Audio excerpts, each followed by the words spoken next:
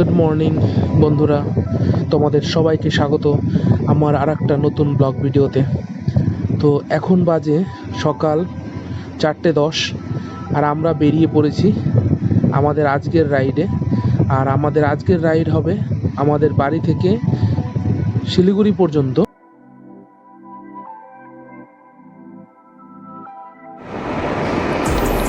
Finally আমরা বেরিয়ে পড়লাম আর আমাদের আজকের জার্নি করিমপুর থেকে, তারপর নদীডাঙ্গা হয়ে বহরমপুর যাব। চলো পেট্রোল পাম্পে পেট্রোল নিই, তারপরে আবার তোমাদের সাথে রাস্তায় দেখা।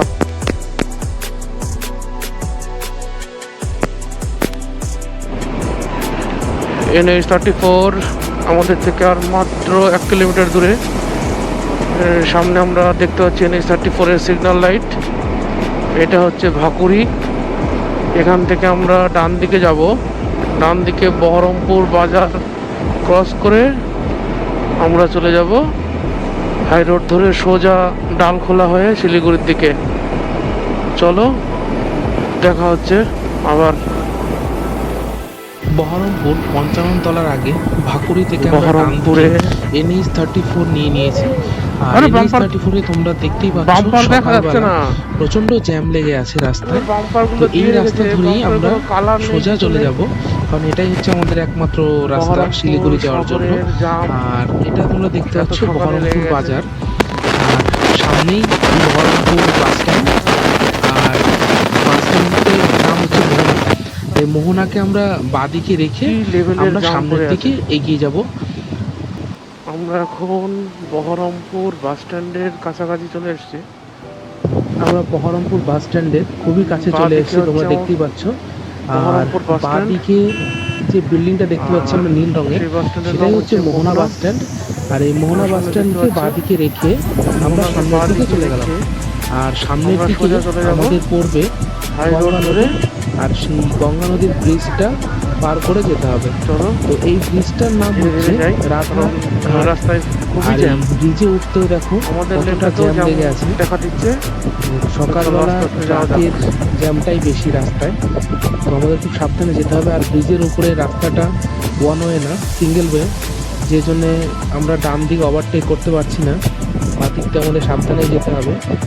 আর সামনে তোমরা দেখতে পাচ্ছ তন্ময়দা আর আমি আর স্বাগত আমার বাইকে। তো দেখতে পাচ্ছ যে আমরা ব্রিজের খুবই কাছাকাছি চলে এসেছি। দুদিকে ব্যারিকেড দেখতে পাচ্ছ, আর একটু সামনে গেলেই গঙ্গা নদী। হ্যাঁ, আর উঠে গেছি আমরা প্রায় গঙ্গা নদীতে। তো এই নদীটা পার করে কিছু দূর যাওয়ার পরে আমরা ওয়ান ওয়ে পেয়ে যাব। আর সেখান থেকে কোনো টেনশন ছাড়াই আমরা গাড়ি চালাতে পারবো, কারণ ওয়ান ওয়েতে গাড়ি চালানো একটা আলাদাই অনুভূতি এই সিঙ্গেল ওয়ের থেকে। তো চলো সামনে যেতে যেতে আবার কথা হবে। সকালবেলা NH-34 ওপরে সমস্ত ট্রাকগুলো কলকাতার দিকে যাওয়ার জন্য দেখতে পাচ্ছ গঙ্গা নদীর ওপরে কতটা ভিড় লেগে আছে। সামনে তন্ময়দা আমাদের আরেকজন রাইডার বারবার ওভারটেক করার চেষ্টা করলেও সে কিন্তু পারছে না, বাধ্য হয়ে তাকে লেফট সাইডের লেন দিয়েই সামনের দিকে যেতে হচ্ছে, কারণ ব্রিজটা খুব বেশি চওড়া না, দুটো বাস পাশাপাশি যাওয়ার মতন। বহরমপুরের যানজটপূর্ণ রাস্তা পার করে আমরা এখন ওয়ান ওয়েতে এসে পৌঁছেছি। আর ওয়ান ওয়েতে দেখতে পাচ্ছ যে বাদিকের লেনটা পুরোপুরি ফাঁকা, শুধু কলকাতার দিকে যে গাড়িগুলো যাচ্ছে সেই লেনটাই ভিড়। আর এখানে তোমরা দেখতে পাচ্ছ গাড়ির স্পিড মোটামুটি 100 কিলোমিটারের কাছাকাছি। আর তন্ময়দা একটু পেছন দিকে আছে, স্লো আসছে। আর যেহেতু রাস্তা খালি সেহেতু আমাদের একটু টেনে যেতে হবে, কারণ আমাদের আজ মোটামুটি 450 কিলোমিটার মতন এখনও পার করতে হবে শিলিগুড়ি পৌঁছানোর জন্য। তো তোমরা রাস্তার এটাকে আমরা NH-34 বললেও বর্তমানে এটার নাম বদলে হয়েছে NH-12। আর NH-12 তোমরা দেখতে পাচ্ছ বর্তমানে অনেকটাই সারাই হয়েছে, যে জন্য রাস্তার কোয়ালিটি কন্ডিশন খুবই ভালো আর খুব স্মুথ ড্রাইভ করা যাচ্ছে রাস্তায়। আর এখানে মাঝে মাঝে কাজ চলছে, যে জন্য রাস্তার মাঝে কিছু স্টপেজ এরিয়া আছে। আর আমাদের যেহেতু সকালবেলায় আমরা রাইড করছি, সেহেতু সকালে যেসব রাস্তায় সাইকেল নিয়ে যেসব লোকজন যাতায়াত করছে তাদেরকে একটু দেখে সাবধানে সামনের দিকে এগিয়ে চলতে হবে। আর তোমরা চারিদিকে দেখতেই পাচ্ছ, চারিদিকে একদম সবুজ গাছপালায় ঘেরা, তার মধ্যে দিয়ে আমরা সামনের দিকে যাচ্ছি। আর রাস্তা একদমই খালি, যে জন্য কোনো টেনশন নেই, শুধু আশপাশের জিনিসগুলো দেখে আমাদের এগোতে হবে। আর বলতে বলতে আমাদের আজকের প্রথম টোল প্লাজা চলে এসছে, যেটা বহরমপুর ফারাক্কা টোল গেট। আর এখান থেকে টোল গেটের দূরত্ব মোটামুটি 500 মিটার মতো। আর টোল গেটের যেটা মেন আমাদের মনে রাখতে হবে সেটা হচ্ছে বাইকের জন্য টোল ফ্রি, কিন্তু আমাদের সব থেকে বাঁ দিকের যে লেনটা হয় টোল গেটে সেটা দিয়ে আমাদের যেতে হবে, নাহলে অন্য লেন দিয়ে গেলে আমাদের ফাইন লেগে যাবে। তো চলো আমরা বাঁ দিকের যেটা লেনটা আছে ন্যারো লেন, সেই লেন দিয়ে আমরা এই টোল গেটটা পার করে সামনের দিকে আবার মেন রোডে গিয়ে আবার তোমাদের সাথে কথা হচ্ছে।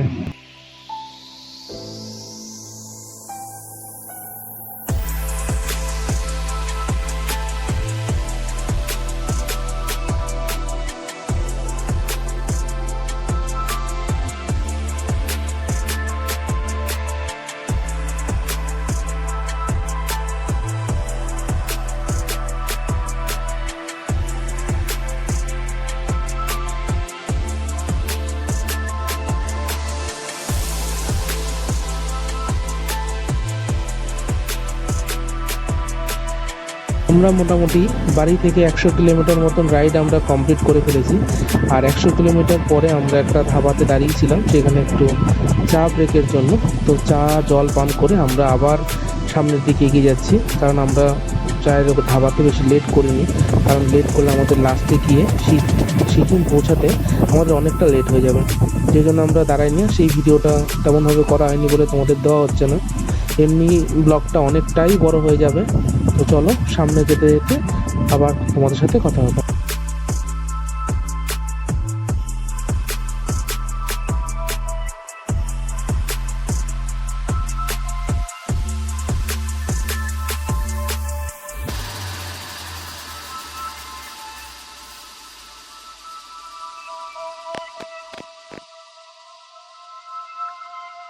অনেক দিনের একটা ইচ্ছে ছিল যে নিজের বাইক নিয়ে সিকিম রাইডে যাওয়ার, আর সেই মতোই প্ল্যান করে আমরা 3 জন বেরিয়ে পড়েছিলাম যে সিকিম যাওয়ার উদ্দেশ্যে। আমি, স্বাগত আর তন্ময়দা 3 জনে আমরা বেরিয়ে পড়েছিলাম। তো আমি একটা কথাই বলবো নতুন রাইডারদের, যে রাস্তার কন্ডিশন খুবই ভালো, সেহেতু ভয় পাওয়ার কোনো চিন্তা নেই, শুধু মিররটা দেখে গাড়িটা চালাতে হবে। আর যে লেনে চালাতে হবে সেই লেন দিয়েই চালাতে হবে, লেন পরিবর্তন করে চালানো যাবে না, তাহলে অ্যাক্সিডেন্ট হওয়ার সম্ভাবনা বেশি থাকে। আর যেহেতু সকালবেলা আমরা রাইড করছি, সেহেতু ঘুম আসার একটা চান্স থেকে যায়, সেই জন্য একটু রেস্ট নিয়ে বাইক ড্রাইভ করাটাই ভালো। আর রাস্তার 2 সাইডে ব্যারিকেড না থাকার জন্য রাস্তার 2 সাইডে একটু খেয়াল করে চালাতে হবে, যাতে কোনো গরু বা কুকুর রাস্তায় উঠে না আসে। আর সেটা দেখে অবশ্যই ব্রেক করার ইচ্ছাটা রাখতে হবে, যে ওটাকে পাশ কাটিয়ে যাওয়ার চিন্তা করলে হবে না, ওটাকে দেখে দাঁড়িয়ে যেতে হবে। যেহেতু 6 লেনের রাস্তা, তো পেছন থেকে অন্য কোনো বড় ট্রাক বা গাড়ি আসতেই পারে, সেহেতু রিস্ক না নিয়ে আরামসে চালাতে হবে। আর যে ভেহিকেলগুলো অনেকটা লম্বা, সেটাকে ওভারটেক করার জন্য সামনের স্পেসটা দেখে তার পাশ দিয়ে ওভারটেক করাটাই ভালো। তো দেখতে পাচ্ছ যে ট্রাকের সংখ্যা আস্তে আস্তে বেড়ে যাচ্ছে রাস্তায়, যেহেতু সকাল হতে হতে এখন মোটামুটি 8টা বেজে গেছে, সেহেতু রাস্তায় জ্যাম একটু শুরু হবে। তো দেখে সাবধানে তোমাদের চালাতে হবে। চলো সামনে যেতে যেতে আবার কথা হচ্ছে।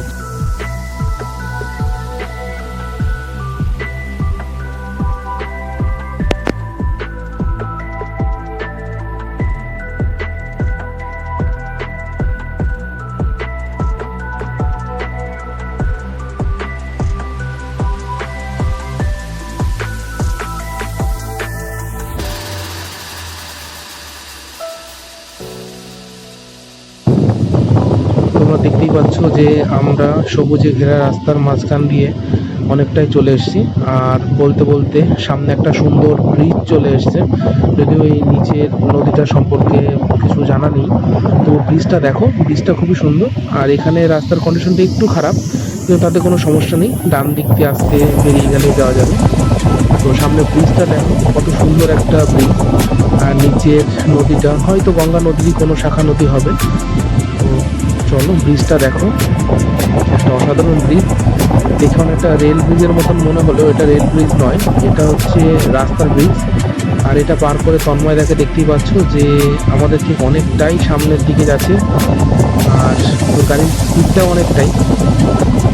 তো চলো তন্ময়দাকে দেখি ওভারটেক করা যায় কিনা।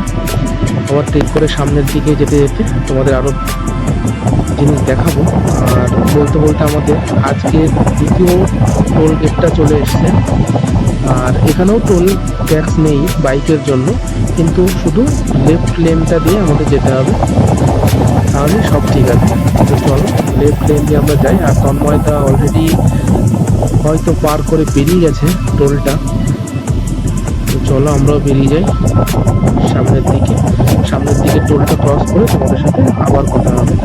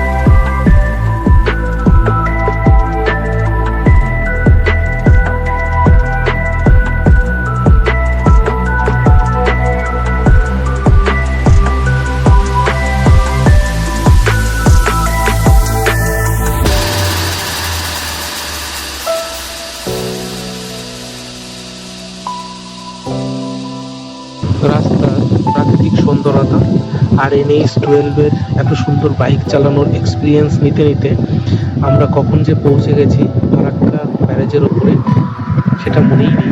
তো আমরা এখন ফারাক্কা ব্যারেজের উপরে উঠছি, আর তন্ময়দা দেখতে পাচ্ছ সামনে ওভারটেক করে চলে গেছে। আর আমরা এই রাস্তাকে ওভারটেক করে ফারাক্কা ব্যারেজের উপরে উঠছি। ট্রেন লাইন আর ডান দিকে গঙ্গা নদী দেখা যাচ্ছে। সকালবেলা ফারাক্কা ব্যারেজের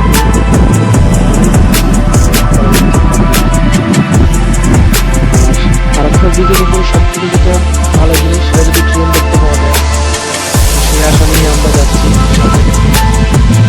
দেখতে পাবো ফারাক্কা ব্রিজের উপর। চলো সামনের দিকে যাই, যেতে যেতে দেখি দেখা যায় কিনা। এই যে ব্রিজটা ৭৭ সালে প্রস্তাবিত, এটা হচ্ছে তিস্তা জল চুক্তির জন্য বাংলাদেশের সাথে তৈরি ব্যারেজটা।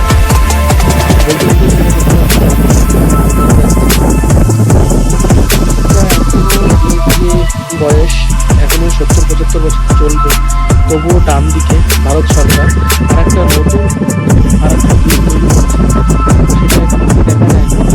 এখান থেকে আমি উঠেছিলাম, সেখান থেকে দেখতে পাওয়া যায় ডান দিকে অনেকটা নিচুতে, যেখানে জলের লেভেলটা অনেকটাই কম।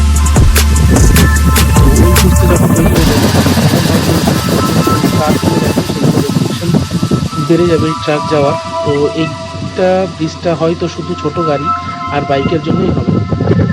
আর তন্ময় ওভারটেক করার জন্য অনেক সময় ধরে ট্রাই করছিল, ফাইনালি চান্স পেয়ে গেছে ওভারটেক করার। তো ট্রাকটার সামনে বেরিয়ে গেছে।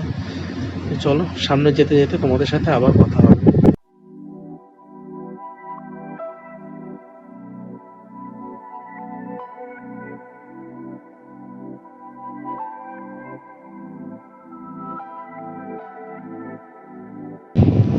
ফারাক্কা ব্যারেজটা অনেকদিন আগে তৈরি হলেও এর কার্যকরী ক্ষমতা এখনও অনেক বেশি। আর এই ব্যারেজটাতে মোটামুটি 108টা গেট আছে, যে গেটগুলো দিয়ে জল ছাড়া হয় বর্ষার সময়, যাতে ব্যারেজের কোনো ক্ষতি না হয়। আর এই ব্যারেজের বাঁ দিকে একটা আছে সিডার ক্যানেল, যেটাতে অতিরিক্ত জল হয়ে গেলে সোজাসুজি হুগলি নদীতে এই জলটা ট্রান্সফার করা হয়, যাতে ব্যারেজের কোনো ক্ষতি না হয়। আর সকালবেলা ব্রিজের ওপরে ভালোই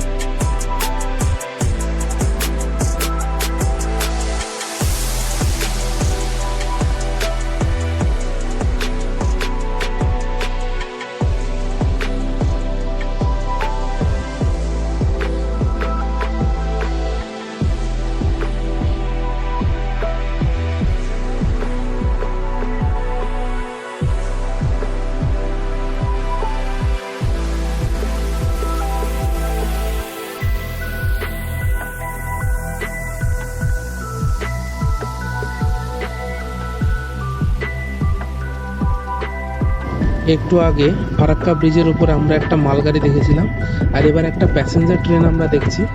ফারাক্কা ব্রিজের উপরে লাল রঙের একটা প্যাসেঞ্জার ট্রেন আমাদের সাথে পাল্লা দিয়ে সামনের দিকে এগিয়ে যাচ্ছে। আর সামনের ভিড়টা একটু কমেছে, যে জন্য আমরাও ব্রিজের ট্রেনের সাথে পাল্লা দিয়ে সামনের দিকে এগিয়ে যাচ্ছি। আর সামনে আমাদের তন্ময়দা, ও কিন্তু ভালোই যাচ্ছে ট্রেনের সাথে সাথে। ওভারটেক করার চেষ্টা করলেও ব্রিজটা যেহেতু খুবই চাপা, সেই জন্য ব্রিজের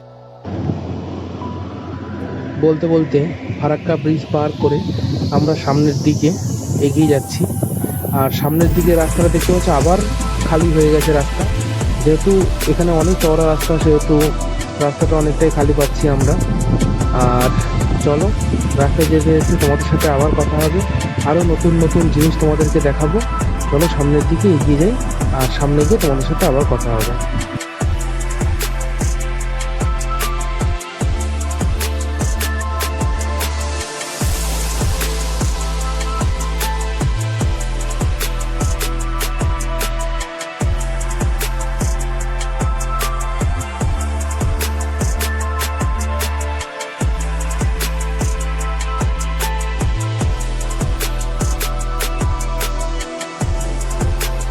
আমাদের আজকে 3 নাম্বার টোল গেট চলে এসছে, যেটা Raiganj Baharampur toll gate.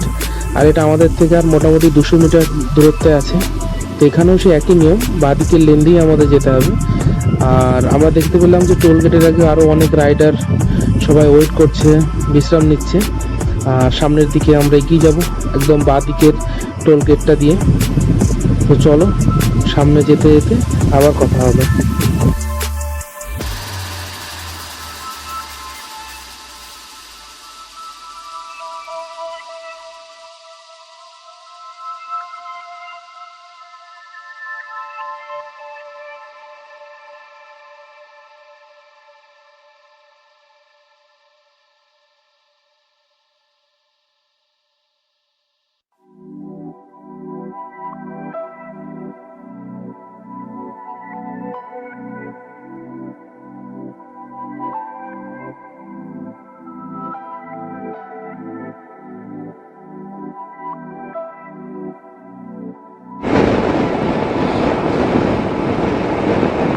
Malda bypass দিয়ে এখন যাচ্ছি। গাজল আছে আর অ্যাপ্রক্সিমেটলি 25 কিলোমিটার মতো রাস্তা গাজল, আর রায়গঞ্জ হচ্ছে 70 কিলোমিটার। সো আমাদের ইচ্ছে যে আমরা যত তাড়াতাড়ি পারি আজ এই রাস্তাটা কভার করবো, যাতে আমরা আজই গ্যাংটক পৌঁছাতে পারি, তাহলে একটা দিন আমাদের সেভ হবে। তো চলো গাজলে গিয়ে আবার দেখা হবে, গাজল টোল প্লাজাতে। চলো।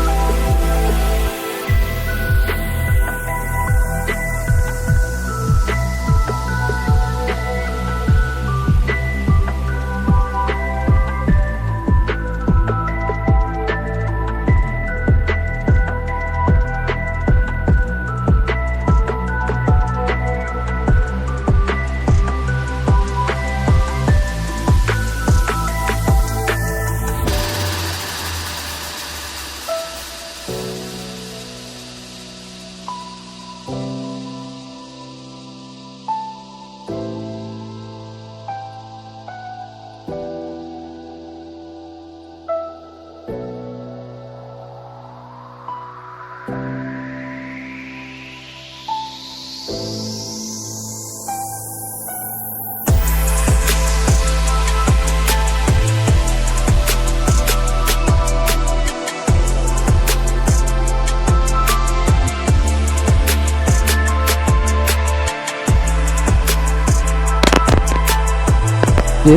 নম্বর টোলগেট, গাজল টোলগেট কাছে আমরা চলে এসেছি।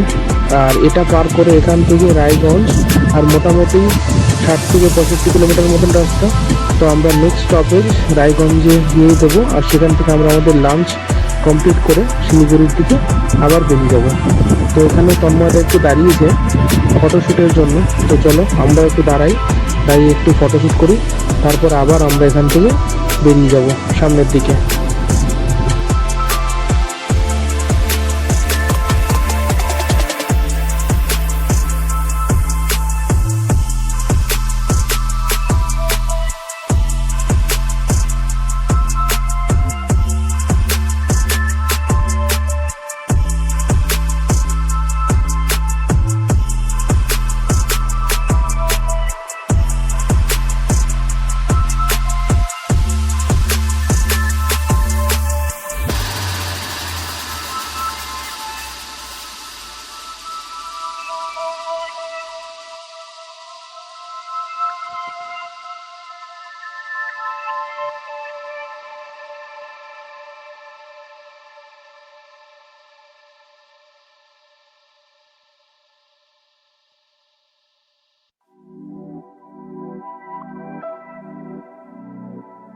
তো তোমরা দেখতেই পাচ্ছ যে আমাদের সামনে একটা স্কুল বাসে অনেক ছোট ছোট বাচ্চা ছেলেপেলে ছিল, যারা আমাদের দেখে হাত দিয়ে আমাদেরকে আরো উৎসাহিত করছিল। তো চলো ওদেরকে রেখে আমরা এই সামনের দিকে এগিয়ে গেলাম। আমরা ডালখোলার অনেকটাই কাছাকাছি চলে এসেছি, আর এখান থেকে ডালখোলা বেশি দূর নেই। তো চলো তোমরা রাস্তার প্রাকৃতিক সুন্দরতা দেখো, আর তোমাদের সাথে একটু পরে আবার কথা হচ্ছে।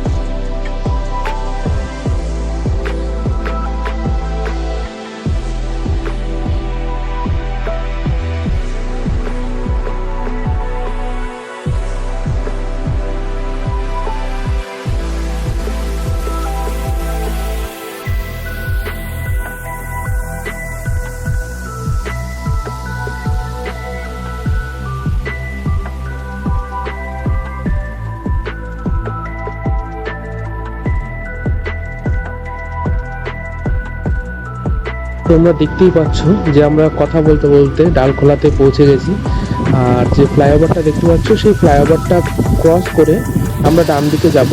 আর এই ডালখোলাতে সকালবেলায় প্রচণ্ড ভিড়, ট্রাক, ছোট ট্রাক্টর আর বাসে, টোটোর খুব ভিড়। তো সামনে গিয়ে আমরা ডান দিকে যাব, ডান দিকে গিয়ে আবার আমরা NH-34 নেব। আর সামনে শিলিগুড়ি আর বেশি দূর নেই, যেহেতু একটু সামনের দিকে এগিয়ে গিয়ে তোমরা দেখতে পাবে যে সামনে শুধু চায়ের বাগান, আর সেই চায়ের বাগানগুলো দেখলেই মনে হয় যেন শিলিগুড়ি আমরা পৌঁছে গেছি। তো চলো সামনের দিকে যেতে যেতে তোমাদের সাথে আবার কথা হচ্ছে।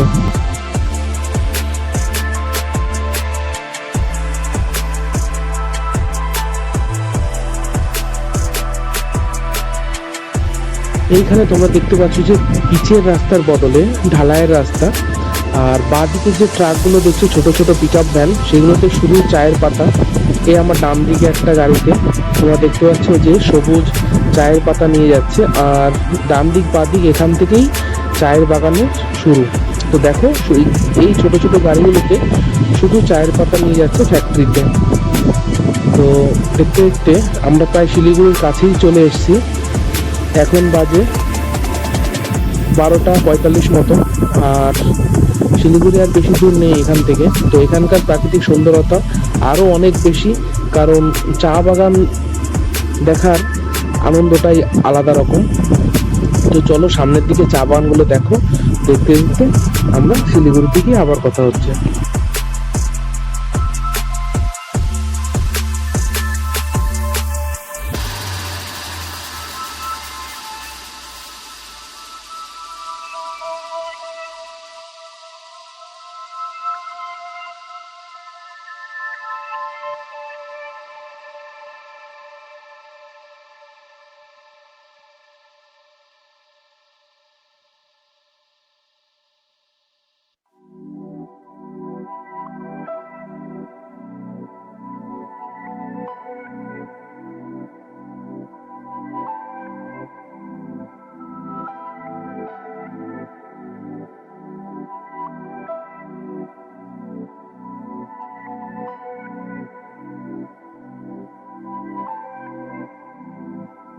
দেখো বন্ধুরা, বাঁ দিকে বলতে বলতে চায়ের বাগানগুলো চলে এসছে। শুধু চায়ের বাগান, সবুজ চায়ের বাগান, আর মাঝে মাঝে অনেক ছোট ছোট গাছ, যাতে চা বাগানের কর্মীরা আরামসে চায়ের পাতাগুলো তুলতে পারে। আর সামনেই এদের ফ্যাক্টরি, চায়ের ফ্যাক্টরি। তো চলো সামনের দিকে যেতে যেতে তোমাদের সাথে আবার কথা হবে।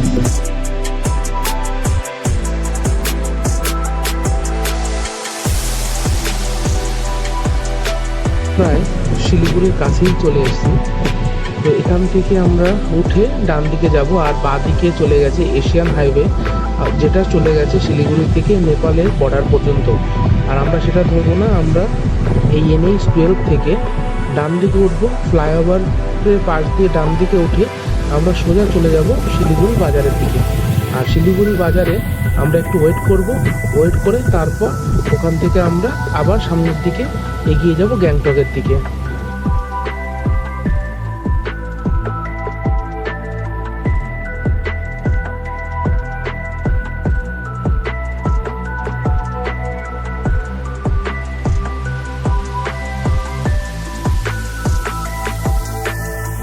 বাড়ি থেকে গ্যাংটক যাওয়ার ব্লগটা অনেকটাই বড় হয়ে যাওয়ার জন্য আর একটা নতুন ব্লগ আপলোড করা হচ্ছে, যেটা হচ্ছে বাড়ি থেকে শিলিগুড়ি পর্যন্ত, কিন্তু আমরা একদিনেই বাড়ি থেকে গ্যাংটক গিয়েছিলাম। তো শিলিগুড়ির ব্লগটা এখানেই শেষ করছি, আর পরবর্তী ব্লগ তোমরা আগেই পেয়ে গেছো চ্যানেলে।